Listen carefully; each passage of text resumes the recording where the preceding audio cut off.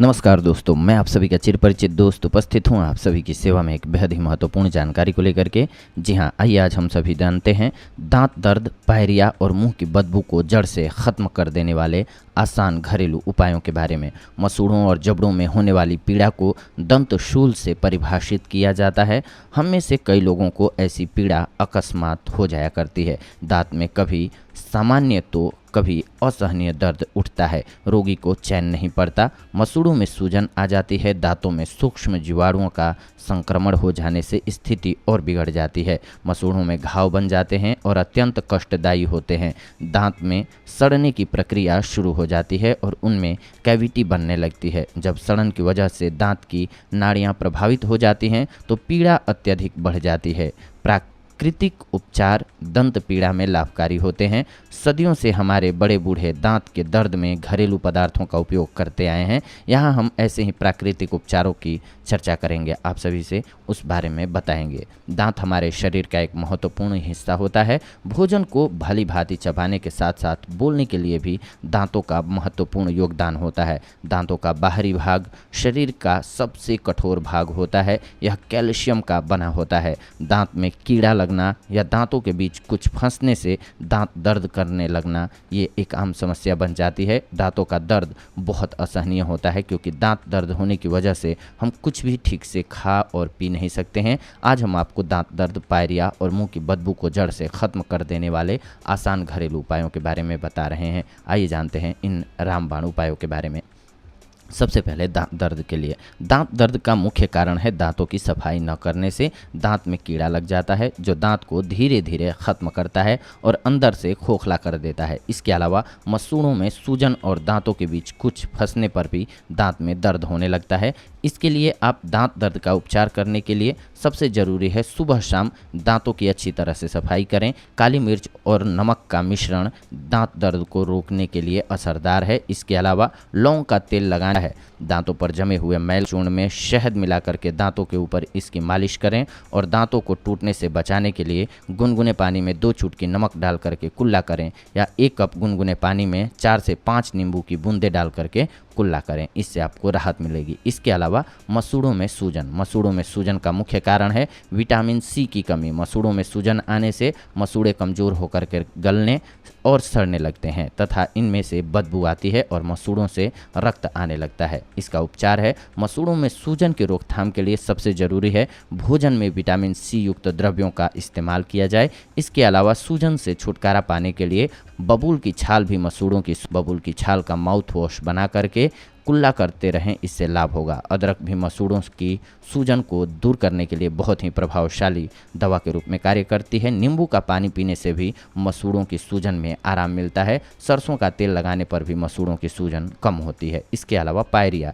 Pyorrhoea का मुख्य कारण है समय पर दांत की सफाई न करना। समय पर दांतों की सफाई नहीं करने से भोजन के छोटे छोटे कण दांतों के बीच में फंस जाते हैं और मसूड़ों में सूजन आ जाती है। इससे मुंह में बहुत बुरी दुर्गंध आती है। पायरिया होने से मसूड़ों में जलन और छाले हो जाते हैं, दांत हिलने लगते हैं तथा मुंह से बदबू आती है। पायरिया होने से दांत समय से पहले गिर जाते हैं और समय पर इलाज नहीं कराने पर कैंसर होने की संभावना भी रहती है। इसका उपचार जान लीजिए। नमक को सरसों के तेल के साथ मिलाकर के दांतों पर मालिश करने से पायरिया रोग ठीक होता है। इसके अलावा चुटकी भर हल्दी में नमक मिलाकर के सरसों के तेल की कुछ बूंदें डालकर दांतों पर मालिश करने से भी पायरिया रोग में फ़ायदा होता है।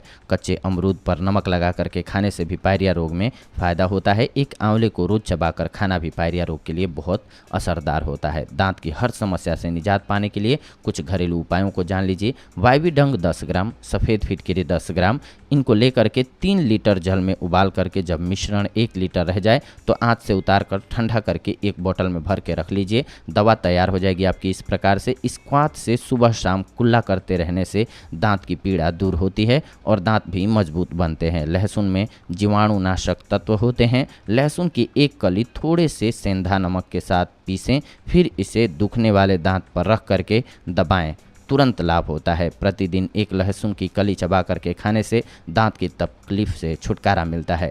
हींग दंत शूल में लाभकारी होता है। दांत की गुहा यानी कि कैविटी में थोड़ी सी हींग भर दें कष्ट में राहत मिलेगी। तंबाकू और नमक महीन पीस लें। इस टूथ पाउडर से रोज दंत मंजन करने से दंत शूल से मुक्ति मिल जाती है। बर्फ़ के प्रयोग से कई लोगों को दांत के दर्द में फ़ायदा होता है। बर्फ़ का टुकड़ा दुखने वाले दांत के ऊपर या पास में रखें।